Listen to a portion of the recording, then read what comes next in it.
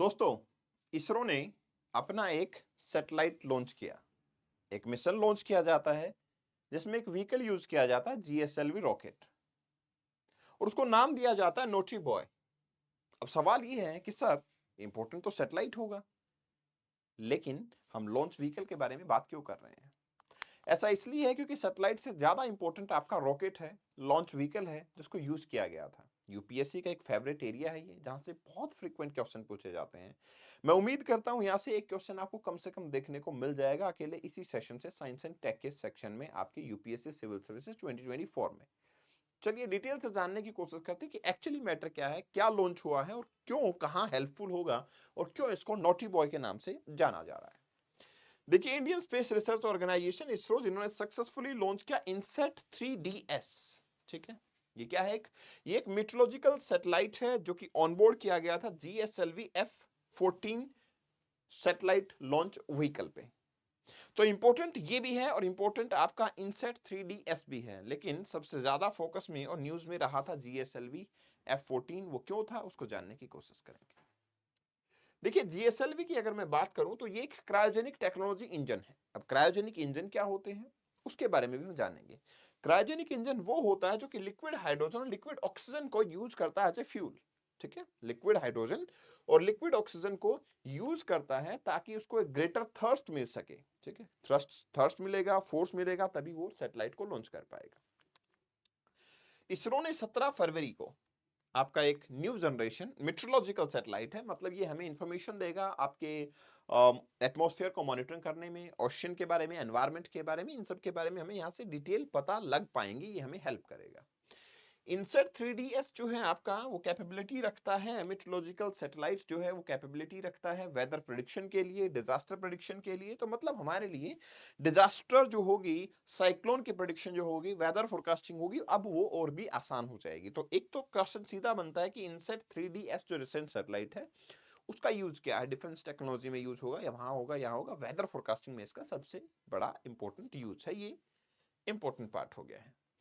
अब मैंने बोला जीएसएलवी, जियो सिंक्रोनस सैटेलाइट लॉन्च व्हीकल, इसके अलावा और क्या यूज होते हैं? पीएसएलवी भी यूज किया जाता है। ठीक है, पीएसएलवी एक टेक्नोलॉजी है जिसको भी यूज किया जाता है। अब डिफरेंस क्या है और क्यों हम जीएसएलवी को यूज किया गया था यहाँ पे, इसको जानने की कोशिश करते हैं। देखो, यहाँ पे अगर मैं बात करूं इनसेट 3DS की, ये काफी हैवी सैटेलाइट था।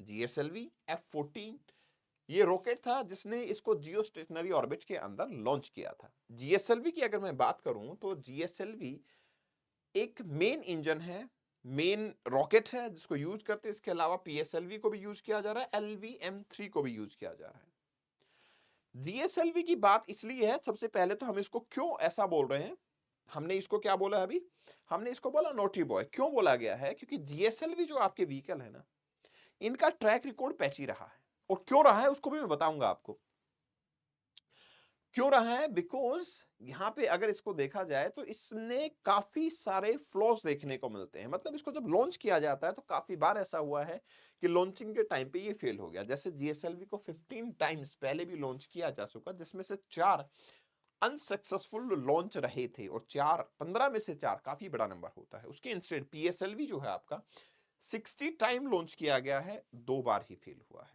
LVM-3 की बात करें, जिसको कि जीएसएलवी MK3 के नाम से भी जाना जाता है, ये 7 टाइम लॉन्च किया गया है और एक भी बार फेल नहीं हुआ। मतलब क्या है इंपॉर्टेंट? अब आप सोच रहे होंगे सर, अब जब जीएसएलवी इतना फेल होता है तो फिर इसको यूज ही क्यों कर रहे हैं? हम यूज ही ये कर लें, पीएसएलवी को यूज कर लें, LVM-3 को यूज कर लें, क्यों हम जीएसएलवी को यूज करते हैं? देखिए, इसका एक कारण है, और वो कारण ये है कि इसकी जो थ्रस्ट है वो बहुत ज्यादा है। मतलब इसकी कैपेबिलिटीज काफी ज्यादा है, ये काफी हैवी वेट को कैरी करने की कैपेबिलिटी रखता है। ठीक है, लास्ट ईयर अगर बात करें, it did have a successful launch.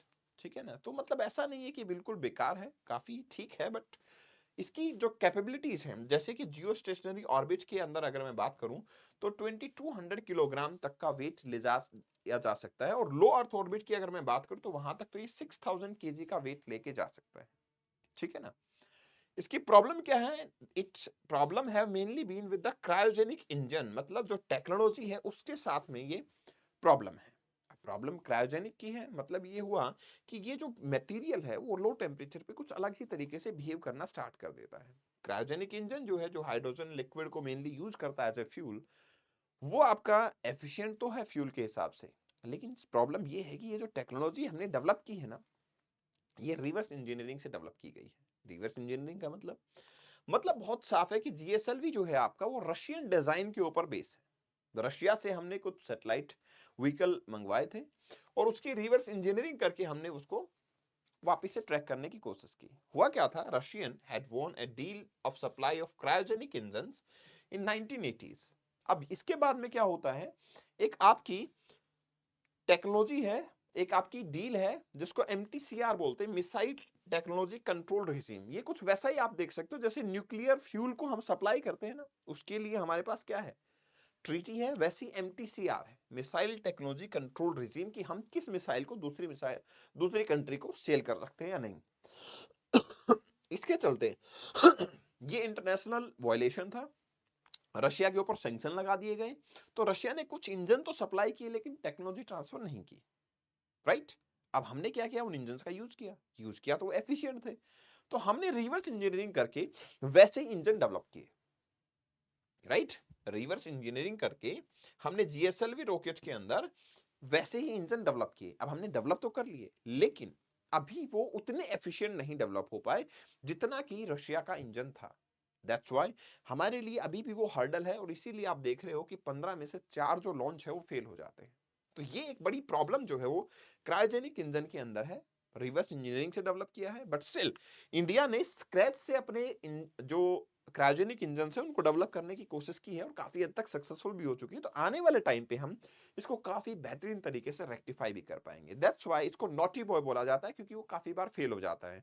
Energy तो है, पावर तो है, आप पावर देखो, पावर अगर आप देखोगे तो 2000 केजी तो 2200 केजी तो आराम से आपके जियो स्टेशनरी ऑर्बिट में और 6000 लोअर अर्थ ऑर्बिट के अंदर लॉन्च किया जा सकता है। तो मतलब कैपेबिलिटीज बहुत ज्यादा है, बट स्टिल इसकी एफिशिएंसी कम है, मतलब एक्यूरेसी कम है, राइट।